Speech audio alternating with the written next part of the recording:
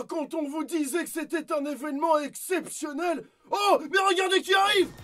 Richard Aldana! Retenez ce nom!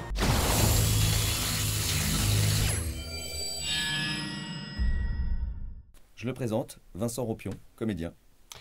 Martial Leminou, comédien et directeur artistique. Mon rôle, c'est évidemment de lire tous les scripts en amont, de décortiquer à qui je vais donner quoi, quels sont les rôles que j'ai distribués, les seconds rôles, etc. Donc ça demande un gros travail de préparation. Je voulais juste savoir s'il n'y avait pas plus d'humour pour l'histoire des pantalons. S'il n'y avait pas... Parce qu'à part des pantalons, ils s'en sortent, si c'est de l'humour ou pas. Ou... C'est de l'humour, mais je pense qu'il y est. Hein. Je l'ai pas. Moi, je l'ai entendu plutôt comme quelque chose d'un peu plus sincère. Donne-moi une seule raison de ne pas te pousser dans le vide. Alors, c'est exactement ça, et je pense qu'il faut donner une dimension de fatigue dedans, de lassitude. Trouver les comédiens, les proposer, leur faire passer des essais, de laisser la production choisir ensuite les comédiens sélectionnés, de les diriger pendant la séance.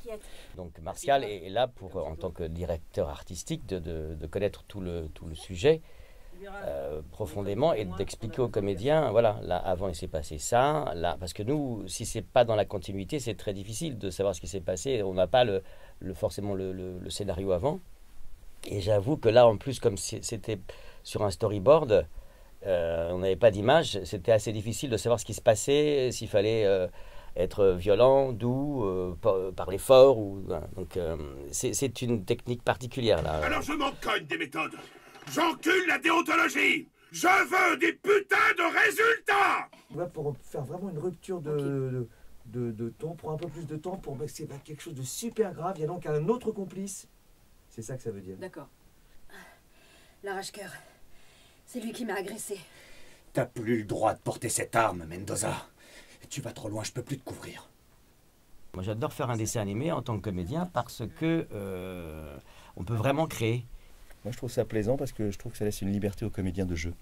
On a juste à lui donner un peu les situations et éventuellement les intentions. Et par rapport à l'émotion, il y a une grande liberté. Ouais, c'est ça. Et tu peux surprendre plus facilement. On avait le réalisateur qui était là, le directeur d'écriture. Essaye-le au moins, tu peux pas savoir. Essaye-le au moins, tu peux pas savoir sans essayer. Ah si, on peut savoir, il est horrible. Tiens, essaye plutôt ça. Ah ouais. C'est la meilleure solution. Plus convaincante. C'est la meilleure solution. C'est ça. C'est un peu genre, elle allait être genre un peu zombie, enfin genre un peu comme ça, ou c'est genre... Non, c'est genre orgasme. Oui. D'accord. Sur le dessin animé, en fait, on peut s'amuser à faire plein de choses, alors que dans le live, c'est-à-dire avec des vrais comédiens qui jouent déjà des scènes à l'écran, il y a des choses qui sont beaucoup plus imposées. Je ne peux pas t'accompagner au-delà.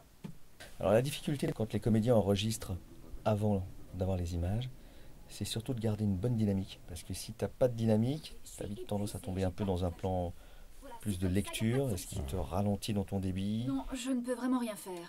Il y a énormément de comédiens qui font et du théâtre, et de la télé, et du doublage, et de la pub, et de la radio. J'aime pas trop quand on dit le métier de la voix. C'est pas le métier de la voix, c'est le métier de comédien. Quand je suis arrivé dans ce métier, c'était des maîtres. J'ai regardé comme ils travaillaient, tout ça, parce que j'ai pris plein de choses. J'ai appris plein de choses.